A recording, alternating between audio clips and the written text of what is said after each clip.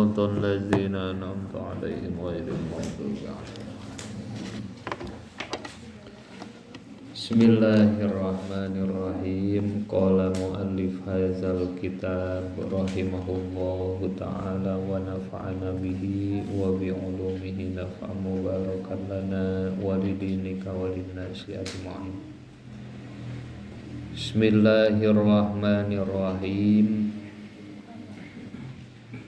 Wa an Habib ibn Syahidin etanya qala libnihi ishab al-fuqaha'a wa ta'allam minhum adabahum fa inna zalika ahabbu ilayya minal hadisi. Wa an Habib ibni Syahidin sareng katampi ti Habib putrana Syahid. Qala nyarios Habib bin Syahid libnihi kaputrana ieu Habib ishab kana lapad ishab. Ishab kudu ngabarengan anjeun. Ishab kudu ngabarengan anjeun al-fuqaha ka pirang-pirang ahli fikih wa ta'allam jeung kudu ngaji anjeun minhum ti ieu fuqaha azabahum kana tata krama ieu fuqaha.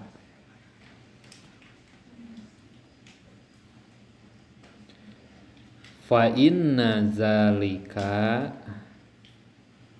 mangka sayaktosna ishabil fuqaha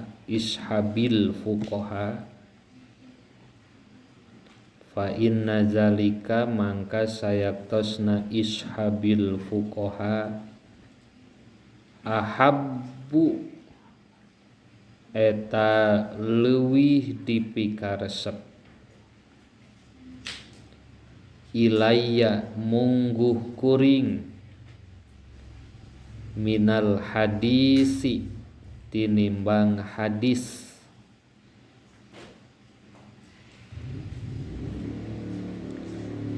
Wa an Habib ibni Syahid sareng katampi ti Habib bin Syahid qala nyarios ieu Habib libnihi kaputrana ieu Habib ishab kana lapad ishab. Ishab kudu ngabarengan anjeun al-fuqaha ka pirang-pirang ahli fikih wa ta'allam sareng kudu ngaji anjeun minhum ti ieu fuqaha adabahum kana tata krama ieu fuqaha. Fa inna zalika mangka sayaktosna ieu ishabil fuqaha ahabbu eta leuwih dipikaresep ilayya mungguh kuring minal hadisi tinimbang hadis. Mangga aos sareng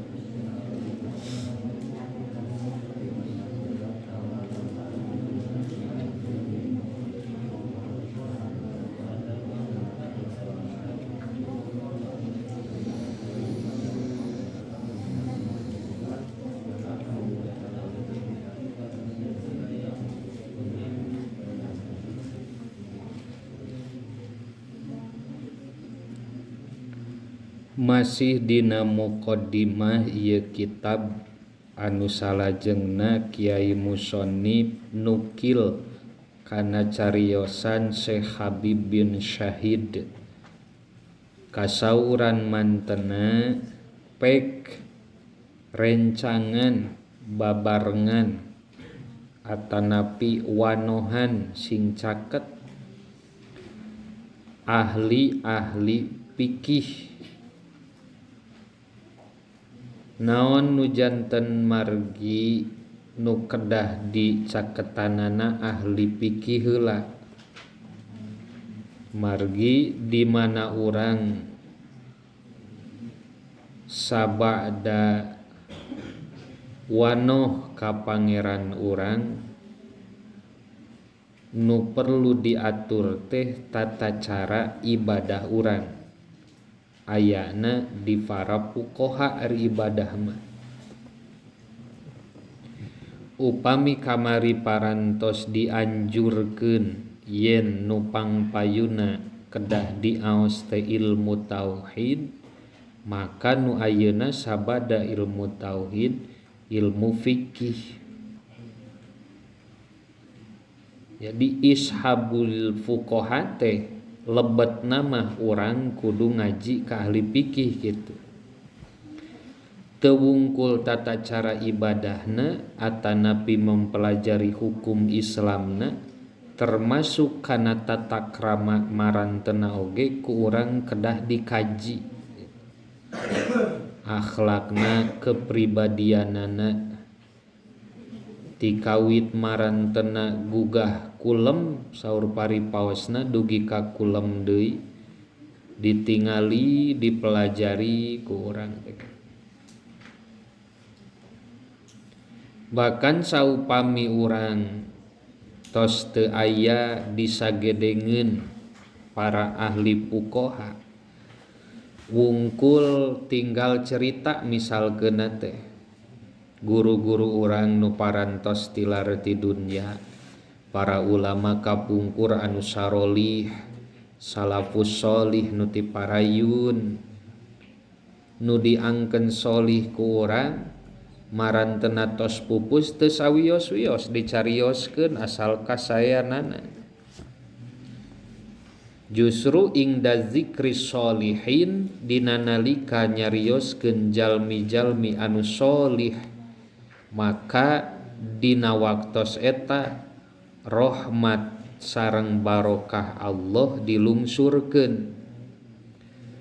Naon sababna nalika nyaritakeun jalma sholih rahmat jeung barokah lungsur kasolehanana dicarioskeun biografina diuningakeun saalit ageungna meureun urang ari ngupingkeun kana cerita jalmi-jalmi nu sararae sareng nu sararoleh mah minimal atuh kabita meureun hayang jadi sholih maksimalna nuturkeun naon nu dilaksanakeun ku marantena maka pantes nalika nyarioskeun jalmi sholih entah itu pangkatna rasul sapertoskeun dina muludan nyarioskeun kepribadian rasul atanapi para sahabat atanapi para tabiin para ulama salaf sareng kholaf nu sarolih dicarioskeun naka didinya barokah sareng rahmat Allah lungsur. Bahkan kasauran Syekh Habib bin Syahid fa inna zalika ahabbu ilayya minal hadis kaula mah resep keneh ningali santri anu ngaji ka fuqaha ngaji kana ilmuna ngaji kana tata kramana tinimbang tina hadis gitu. Urang lamun jalma awam teu nyahona naon tadina teh teu wau-wau acan jeung jurumiyah jeung kailani jeung alfiyah urang langsung mempelajari hadis cikintena urang tiasa memahami moal margi ilmu penunjangna oge teu acan nyampak di urang teh Tapi urang lamun dongkap ka para ulama, ku urang dikupingkeun hadis Rasul tina lisan mulyana para ulama, marantena nu tos tabahur ilmu nyarioskeun hadis dipesek make ilmu, mangka nepi ka urang kanu awam teh jadi kaharti gitu. Maka di dieu ahabbu ilayya minal hadis, saur Sahabi. Wa qala Ruwaimun radhiyallahu an, ya bunayya ij'al ilmaka milhan wa adabaka daqiqon. Wa qala sareng nyarios saha Ruwaimun, Syekh Ruwaimun radhiyallahu an, saur mantena ya bunayya, mun bahasa kolot di urang mah yeuh anaking gitu. Ij'al kudu ngajantenkeun anjeun ilmaka kana ilmu anjeun milhan kana saperti jadi uyah. Milhun teh asin, hari nu asin naon? Uyah. Wa adabaka jeung kana tata krama anjeun dakikon kana saperti tipung. Ilmuna saperti uyah, tata kramana saperti tipung. Saur Syekh Ruwaimun tah, cik kurang ditelaah ari urang nyieun adonan rek dipasak nu dilobakeun naon heula, bahana atawa bumbuna, bahan. Lamun ayeuna nyieun bala-bala samangkok loba keneh tipungna, loba keneh uyahna. Tipungna. Lamun ayeuna di uyahna dilobakeun sabanding jeung lobana tipung, ngeunah moal pangset nu aya. Nu dipimaksad kieu sok sanaos atuh ilmu teh nembe saalit sapertoskeun uyah nu aya dina pasakan kantara loba. Atuh ari tata krama mah ageungkeun gitu. Sapertoskeun seueurna bahan baku tinimbang uyahna. Balukarna ilmu sok sanaos nembe saalit saperti saeutikna uyah dina pasakan. Tapi ku urang disarengan ku akhlak anu sae, nu saalit diamalkeun tata karamana sae, mangka Allah bakal ngawurukan kana ilmu nu teu acan kaos ku urang. Eta kuncina.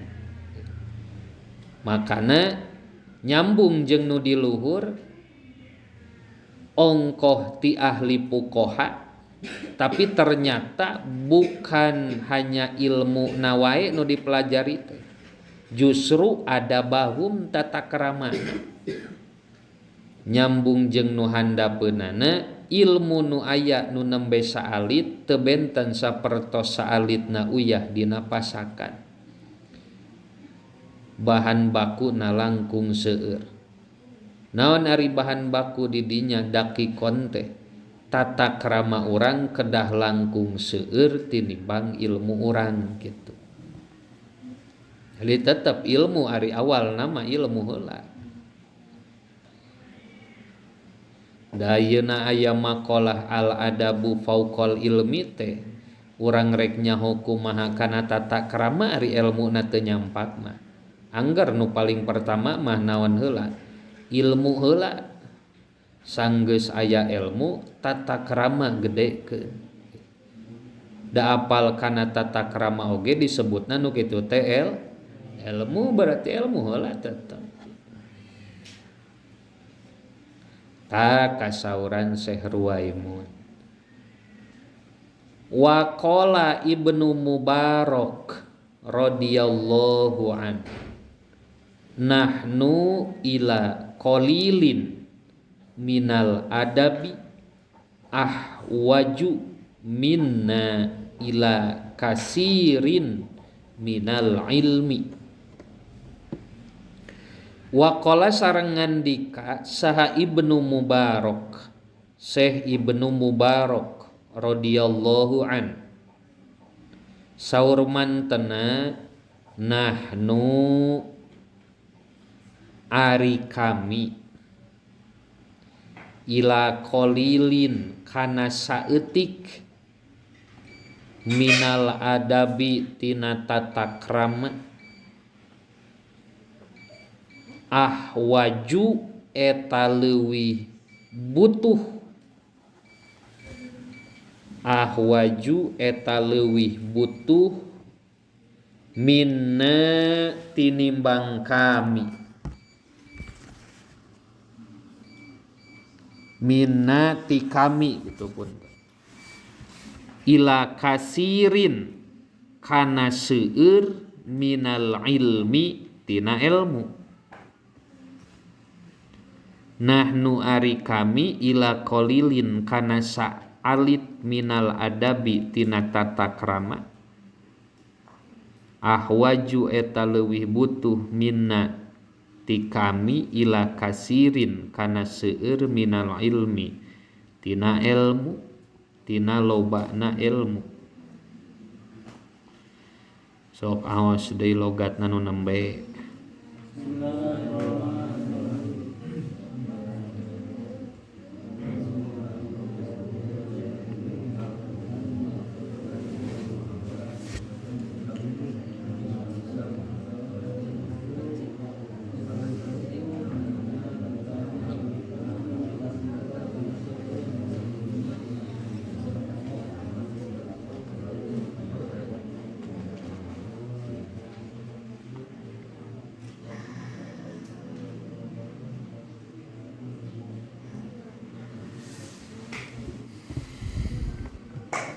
Saur Syekh Ibnu Mubarak, nahnu ila qalilin minal adabi ahwaju minna ila kasirin minal ilmu. Keur ngabandingkeun dua jalma ieu Syekh Ibnu Mubarak.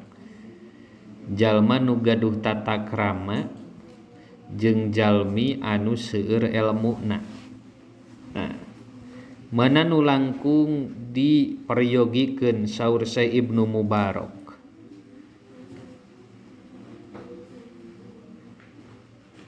Tata krama anu saalit saur mantena leuwih dipikabutuh tinimbang lobana ilmu, kitu lempengna basa urang mah. Tata krama nu saalit langkung dipikabutuh tinimbang ilmu anu seueur.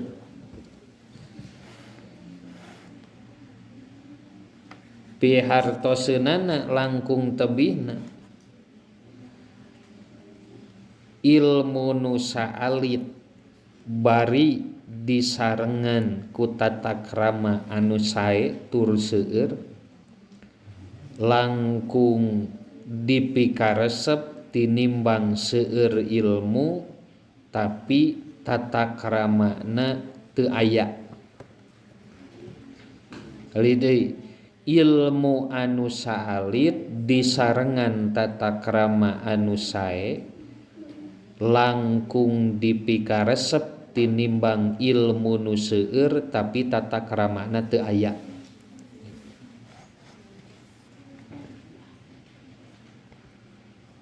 Makana di antara nu dianjurkeun ka urang antawisna nu gaduh maqalahna ta'limul muta'allim. Kan urang peryogi ngaos kana ilmul hal.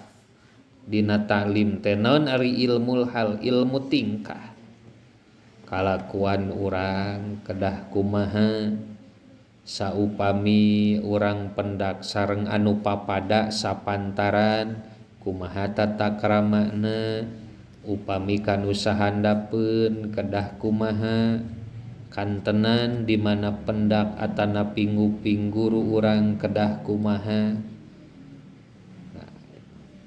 Eta langkung paos hidup sadayana ta'limul muta'lim tos kauningalah ku sadayana kasahandapeun kedah kumaha kanu sapantaran kedah kumaha cara hormat kanu saluhureun kedah sapertos kumaha termasuk ka guru-guru urang. Wakila jeung dicarioskeun li imamina ka imam urang sadayana Asy-Syafi'i tegesna Imam Syafi'i radhiyallahu an naon kaifa syahwatuka lil adab lapad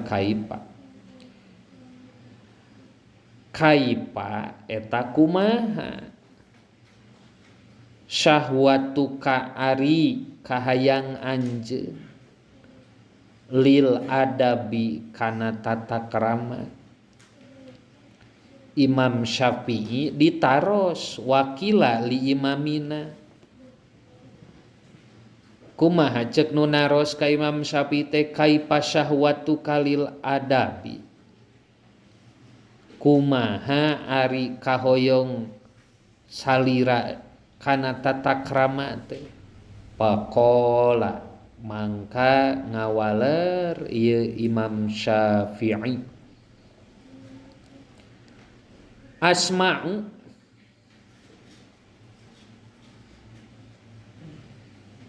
nguping kuring bil harfi ku sahurup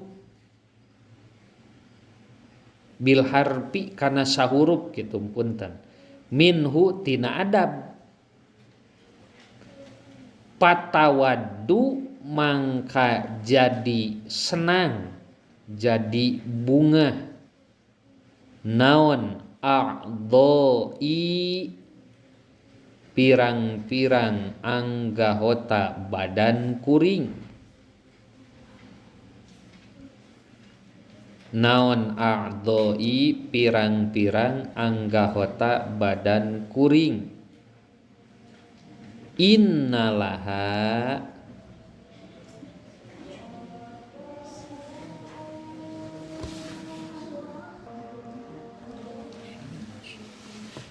innalaha sayaktosna tetep pikeun a'dha'i innalaha sayaktosna tetep pikeun a'dha'i asma'an ari pirang-pirang kukupingan tatana amu anu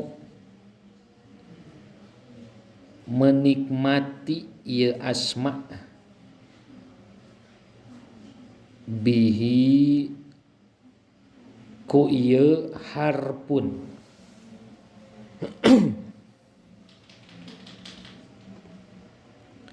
asma'u nguping kuring bil harfi kana sahurup minhu tina adab patawaddu mangka ngarasa senang naon a'dha'i anggahota badan kuring innalaha sayaktosna tetep kana a'dha asma'an ari pirang-pirang dedengean kukupingan tantana amu anu ninikmatan ieu asma' bihi ku ieu huruf patarosan kahiji nu dilontarkeun ka Imam Asy-Syafi'i saur santrina kieu kaifa syahwatu kalil adab kumaha kahoyong salira kana tata krama. Waleran Imam Syafi'i kuring teh nguping kana sahurup tina masalah tata krama,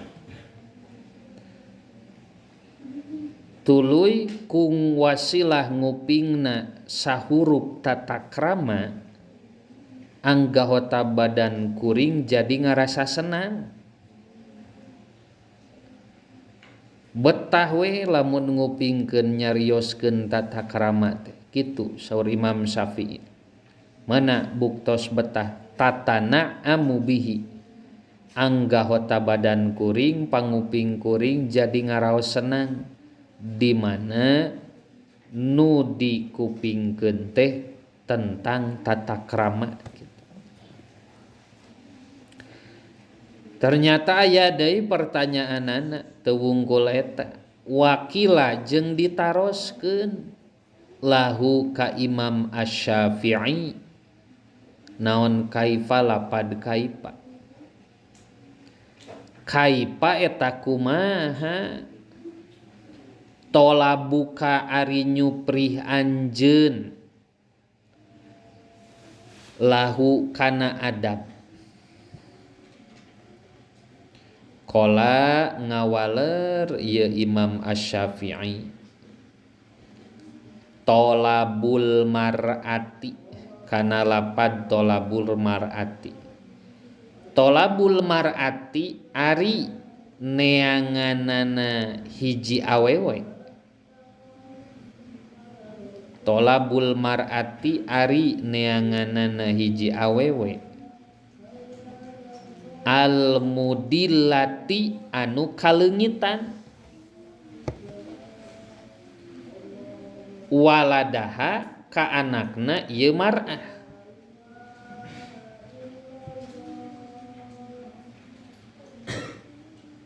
Walaisa bari teu aya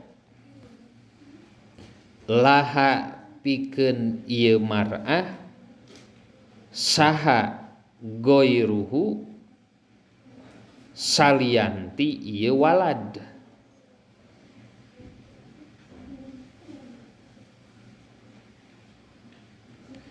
Patarosan anu kadua dilontarkeun ka mantena kaifa tolabu kalahu, kumaha anjeun neangan tata krama.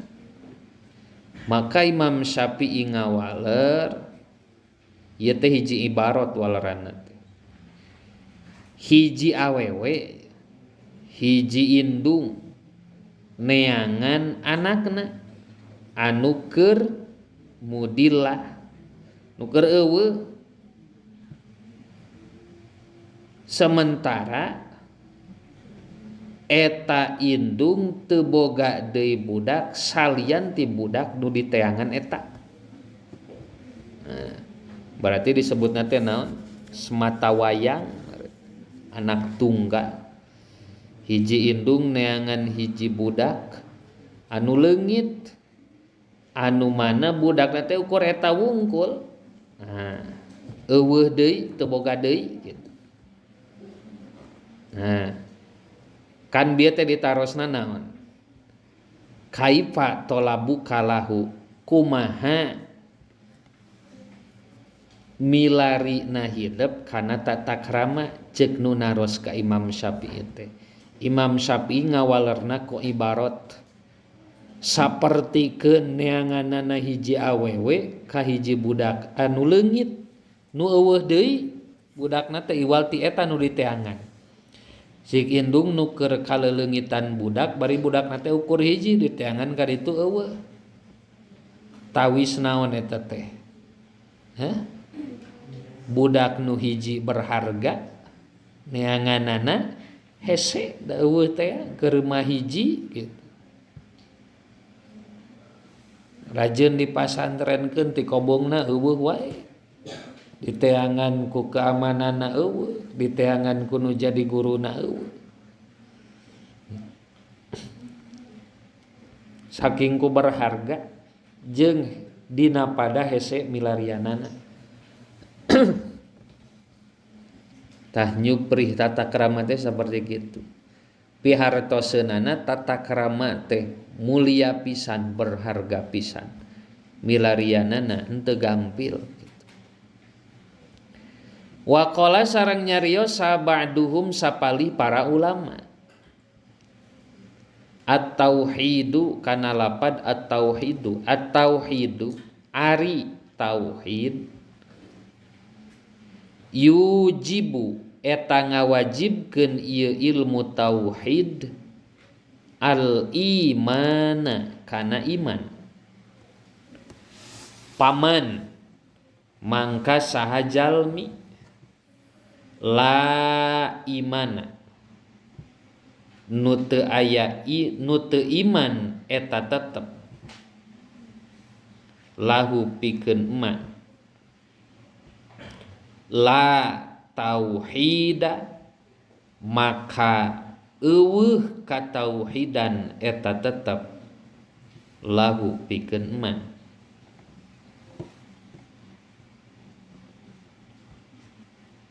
Wal imanu jeung ari iman yujibu eta ngawajibkeun ieu iman asyari'ata kana syariat. Paman mangka saha jalma la syari'ata nu teu aya syariat eta tetep la syari'ata nu teu aya syariat eta tetep lahu pikeun man la imana tah teu aya kaimanan eta tetep lahu pikeun man wala tauhida jeung teu aya katauhidan eta tetep lahu pikeun man. Nepi ka dinya heula. Kasauran ba'dul ulama sapalih para ulama nyarios kieu at-tauhidu yujibul imana faman la imanalah la tauhidalah. Ari ilmu tauhid teh ngawajibkeun ka urang kana kudu boga iman. Sabab nu diajarkeun ku ilmu tauhid teh tentang keimanan. Ilmu tauhid ngajarkeun wujud kidam bako, mangka wajib urang mengimani Allah teh wujud jeung sajabina. Maka jalma nu teu gaduh kaimanan la tauhidalah teu aya katauhidan dina dirina. Jadi henteu wungkul nu wajib teh apal wujud kidam bakona tapi jeung imana. Ari apal wungkul mah can jadi panyampurna kasalamatan urang di payunan Allah. Sabab naon anu dikanyahokeun ku urang kudu diimankeun. Eta tauhid. Makana la imanalah la tauhidalah. Jalma nu teu boga kaimanan sarua jeung teu nauhidkeun ka Allah. Henteu bertauhid gitu.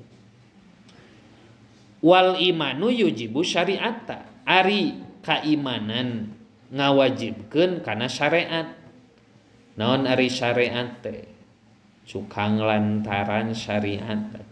Lamun dina ilmu tata cara bebersih, wudu, salat sapuratina. Ilmu syariat. Nah, tanu ngawajibkeun naon? Kaimanan nu aya di urang. Ngawajibkeun urang kudu bersyariat.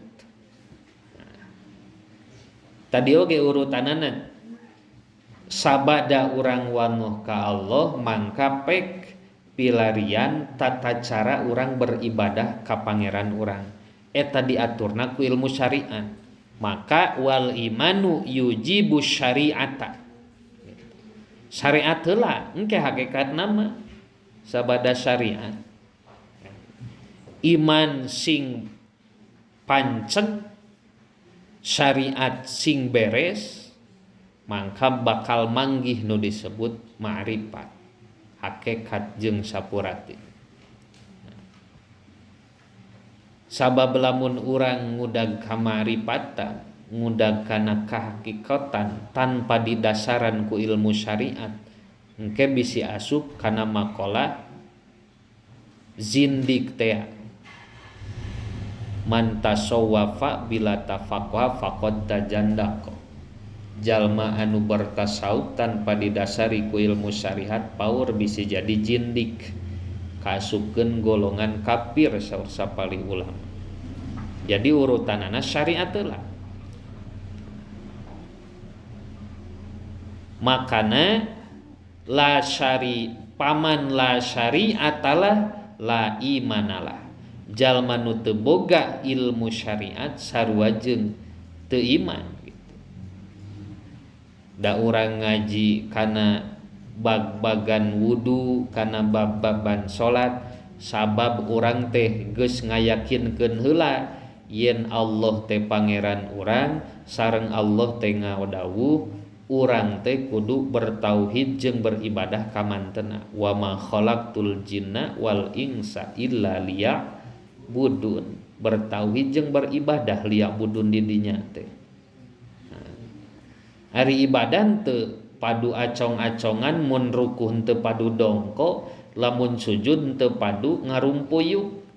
Sabab aya tata carana. Lamun dina ruku 2 dampal panangan kudu nutupan tuur, lamun dina sujud 7 anggota sujudna kudu kariksa. Kan eta teh dina ilmu syariat. Lajeng wasyariatu kadinya nya. Wasyariatu jeung ari syariat tujibu eta ngawajibkeun ieu syariat ieu al adaba kana tata krama. Paman mangka ari sajalma la adaba eta nu teu aya tata krama eta tetep.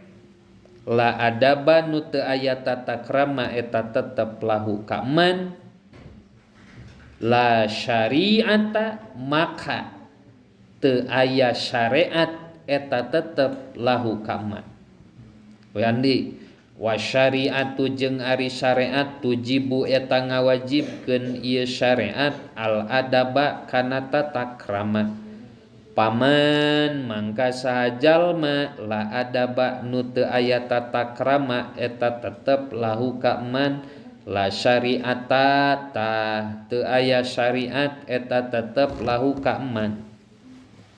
Cek tadi iman ngawajibkeun kana syariat. Jalma nu teu nyareat sarua jeung teu boga kaimanan. Wala tauhidalah jeung teu boga katauhidan. Jadi ti luhur berurutan. Tauhid ngawajibkeun kana iman, iman ngawajibkeun kana syariat. Ayeuna syariat ngawajibkeun kana tata krama gitu. Maka balukarna lamun jalma apal ilmu syariat teu dibarengan adab. Paman la adabalah la syariatalah. Jalma nu teu boga tata krama sarua jeung teu nyareat gitu. Bahkan wala imanalah wala tauhidalah ka hareupna. Wala imana jeung teu aya kaimanan eta tetep lahu pikeun man. Wala tauhida jeung teu aya katauhidan eta tetep lahu pikeun man. Paur gitu. Maka ilmu hiasan ku tata krama cek tadi oge ilmu saalit tapi hiasan tata kramana seueur eta langkung dipikaresep tinimbang nu seueur ilmu tapi tata kramana nol besar. Pahadihi mangka ari ieu akwal teh pirang-pirang ucapan nu bieu ta ti mimiti at-tauhidu ti luhur nepi kana wala tauhidalah ta nepi ka dinya. Pahadi mangka ria akwal teh kulluha tegasna sakabehna ieu hadhihi nususun eta pirang-pirang nas coretan atuh mas shorihatun anu jelas wa aqwalun jeung pirang-pirang ucapan muayyadatun anu dikukuhkeun wa aqwalun jeung pirang-pirang ucapan muayyadatun nu dikukuhkeun binuril ilhami ku cahaya ilham mubsihatun anu ngajelaskeun bi'uluwi makanatil adabi kana mulyana darajat tata krama bi'uluwi makanatil adabi kana mulyana darajat tata krama musorrihatun anu ngajelaskeun bi anna jami'al a'mali kana sanyana sakabeh pirang-pirang pagawean bi anna jami'al a'mali kana sanyana sakabeh pirang-pirang pagawean ad-diniyati nu bangsa agama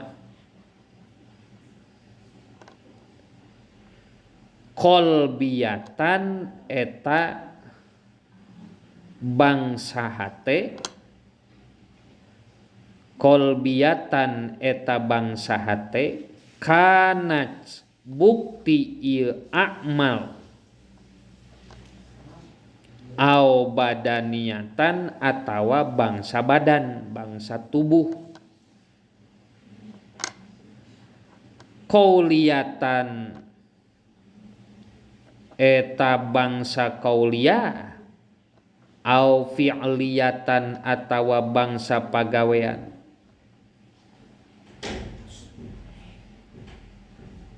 la yu'tabaru eta teu direken naon syai'un hiji perkara minha tina a'mal illa ingkana kecuali lamun buktos ieu syai'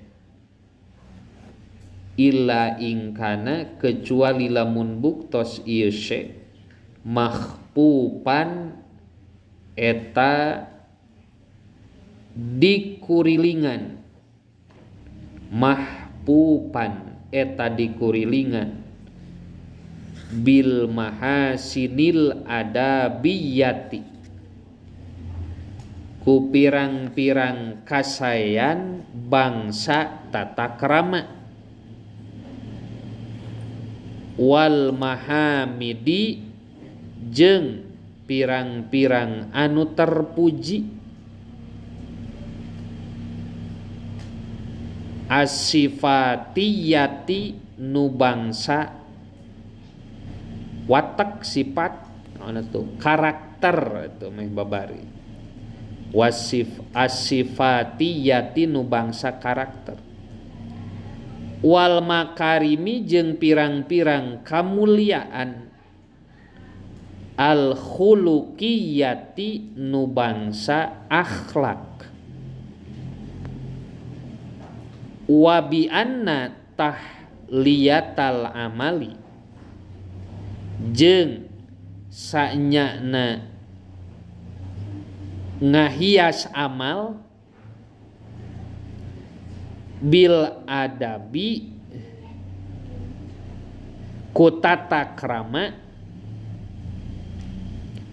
ajilan dina waktu ayeuna ajilan dina waktu ayeuna alamatu kubulihi eta jadi ciri diterima na amal ajilan dina waktu engke akhirat maksudna wa bi annal adaba jeung kana sanyana tata krama kama eta saperti perkara yahtaju nu mikabutuh ieu ma ilaihi punten kama sapertos perkara yahtaju nu mikabutuh ilaihi kana adab saha al muta'allimu anu ngararaji nu balelajar fi ahwali ta'allumihi dina pirang-pirang tingkah diajarna muta'allim fi ahwali ta'allumihi dina pirang-pirang tingkah muta'allim yatawakopu eta ngadago alaihi kana adab saha al muallimu anu ngawurukan muta'allim nu diajarna muallim nu ngawurukna fi maqamati ta'limihi dina pirang-pirang tempat ngajarna ieu muallim fi maqamati ta'limihi dina tempat pirang-pirang tempat ngajarna ieu muallim tah nepi ka dinya titikna teh lumayan rada panjang makalah ieu cek di luhur teh kapan kumaha tauhid ngawajibkeun kana iman iman ngawajibkeun kana syariat syariat ngawajibkeun kana tata krama maka lamun teu boga tata krama la syariatalah wala imanalah wala tauhidalah sarua jeung teu nyareat teu boga iman jeung teu bertauhid tah maqalah nu bieu teh ceuk musannif kulluha nususun shorihatun wa aqwalun muayyadatun binuril ilham maqalah nu nembe mangrupikeun nas anu jelas pirang-pirang maqalah nu dikukuhkeun ku cahaya ilham nu ngajelaskeun kana mulyana darajat tata krama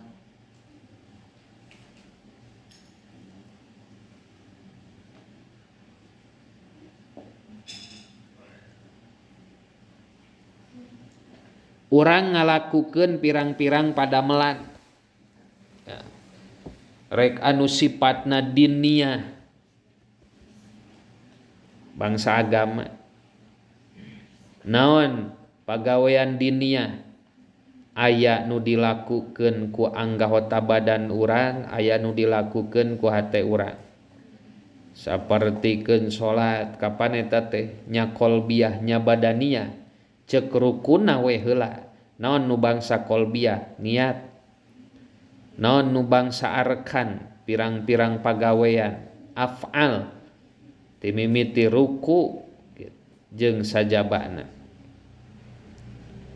dina anu dilaksanakeun ku badan oge qauliyatan au fi'liyatan dina rukun salat teu bangsa qalbiyah wungkul bangsa ucapan aya bangsa pagawean oge aya saperti Fatihah bangsa naon qauliyah ruku ma fi'liyah tah urang teh ngalaksanakeun salat rukun qalbiyahna saperti niat dilaksanakeun Fatihahna dibaca qauliyah tuluy ruku sujudna dilaksanakeun fi'liyahna tah nu bieu nu bangsa qalbiyah nu bangsa qauliyah jeung nu bangsa fi'liyah la yu'tabaru syai'un minha illa in kana mahpupan bil mahasinil a'mal bil mahasinil adabiyati wal mahamidi sifatiyati wal makarimi khuluqihi nu dilaksanakeun ti mimiti niat salat babacaan salat jeung rukun bangsa pagawean dina salat moal jadi papaes eta teh lamun teu dibarengan bil mahasinil adabiyah teu dibarengan ku alus tata krama nalika keur salat gitu. Wal mahamidis sifatia moal jadi papaes oge lamun teu dibarengan ku pirang-pirang pribadi atawa sifat nu terpuji. Wal makarimil khuluqiyah jeung mulyana pirang-pirang budi pekerti. Kieu musannif sarah Sulamun Najat masihan ibarat kieu. Rukun syarat rukun salat. Syarat salat teh diibaratkeun akar lamun dina pohonnya.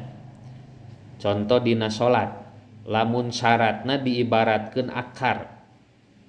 Ari akar lamun dina imah jadi naon eta? Pondasi, ceker ayam. Besi jeung betona.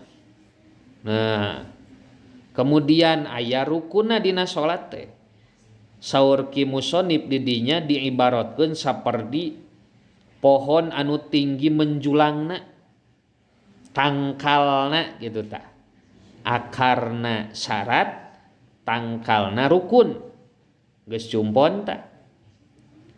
Cik ayeuna syarat salatna aya, rukun salatna cumpon. Akarna nyampak, tangkalna oge gede. Kirana lain eueuh manfaatna. Tapi loba atawa henteu manfaatna. Ku ayeuna ku zahir we katingalina indah henteu lamun ukur akar jeung tangkal. Tanpa daun, tanpa rindang, tanpa buah. Kurang kaindahanna teh. Da mesinnya oge bonsai ari can jararadi mah angger teu pati ngeunah ningalina teh. Gitu. Ari ukur nyesa akar jeung pangpang anu teu jadi-jadi kan nu antukna lila ukur lila nu aya ngurusna kalah rudat da teu ting pucung hul wae daunna teu indah. Tuluy dina salat teh aya sunat amad, aya sunat hayat.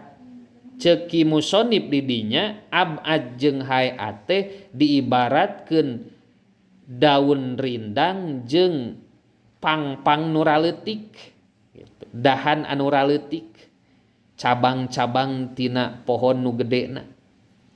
Wah, akarna geus aya ayeuna mah. Pangpangna geus aya, daun rindangna oge geus nyampak lumayan rada indah. Ningali bonsai teh jadi betah sabab geus jararadi. Teu sia-sia urang ngurus teh. Ting pucung hul daunna. Lamun teh mah tangkal gede meureun sajabas sejuk teh bisa dipake ngiuhan kapan. Bisa jadi penyerapan air cadangan. Tapi ukur nepi kadinya dialap manfaatna. Ukur karasa sejukna, ukur ayeuna indah dipandangna. Da urang lamun dititah ngadahar suluh embung, dititah ngadahar daun ari nu tara di dahar mah daunna embung. Gitu. Berarti kudu aya naon? Kudu aya buah. Tah buahna naon lamun dina salat nu nembe ceuk ki musannif keneh nu jadi buahna teh nyaeta ikhlas. Tadina hal ieu ikhlas di dieu mangrupikeun adab. Urang acong-acongan salat, syarat sah salatna geus cumpon, rukun salatna dilaksanakeun tapi teu make mahasinil adabiyah, teu make tata krama nu alus salatna gitu. Maka balukarna lamun teu kitu. Lamun urang ukur ngalaksanakeun tanpa dihiasan ku tata krama nu alus. Jadi urang ukur nyuparkeun kawajiban wungkul. Can jadi bekel keur urang di akhirat. Naon sababna? Heuda ti mana makbulna oge. Da tata kramana eueuh ukur nyumponan kana syarat jeung rukun. Memang jadi syarat makbul, jadi syarat ditarimpa, syarat jeung rukun dipigawe teh. Tapi ari eueuh tata krama mah moal nepi kana pangkat makbul. Ukur nepi kana sah we ibadah teh gitu. Ceuk musonif bieu bi anna tahliyatal amali bil adabi ajilan. Satengah nepi ka dinya ta. Wa bi anna tahliyatal amali bil adabi ajilan sanyana ngahias amal ku tata krama dina waktu ayeuna keur di dunya ajilan teh waktu ayeuna salatna dijaga bari make tata krama nu sae. Nah eta teh alamatu qubulihi ajilan, ibadah nu dihiasan ku tata krama nu sae jadi ciri diterima na amal ajilan engke isuk pageto di mana di akhirat. Teu beda saperti wa bi annal adaba kama yahtaju ilaihil muta'alim fi ahwali ta'lumihi yatawaqqafu alaihil mu'alim fi maqamati ta'limi. Urang keur di majelis ilmu ayeuna ya. Ayeuna mah berhubunganna jeung papada jalma bieu mah jeung Allah. Bahwa ibadah teh kudu dihiasan ku tata krama anu sae. Nya kitu deui urang dina ilmu di dieu dibahasakeun aya muallim aya muta'alim. Saha muallim anu mere wurukan muallim meureun di urang dibahasakeunna guru. Saha muta'alim nu diwurukan santri lamun di pasantren. Yatawaqqafu alaihil muallim fi maqamati ta'limihi, bakal direken sukses berhasil KBM-na kegiatan belajar mengajarna lamun ayeuna dibarengan bil mahasinil adabiyah keur ngajina make tata krama anu sae teu wungkul hadir, teu wungkul ngupingkeun, teu wungkul molototkeun, tapi hatena dihadirkeun di dieu gitu. Da anu ngawuruk teu nyaho kana hate nu diwurukan teuing aya teuing eueuh. Boa teuing mah ayeuna ngalamun geus salat isya rek kegiatan naon dina hate teh gitu. Urang teh kabur wae kitu hoream samara ieu teh. Atawa mending keneh cicing di WC gitu. Atawa ngerem maneh di kobong. Kan teu apal. Bisa jadi dina hatena ya bayangan kitu. Tah hadirkeun di dieu gitu. Meh naon? Meh hasil kegiatan belajar mengajarna nu ngawuruk teu wungkul ngawuruk, nu ngaji teu wungkul ngaji, tapi hasil rek nu ngawurukna rek anu diwurukanana duanana hasil. Dari nu macakeun pelajaran teh lain keur mere wungkul keur ngawurukan diri soranganna oge gitu. Mangka rek nu ngajarna rek nu diajarna duanana oge hatena kudu hadir.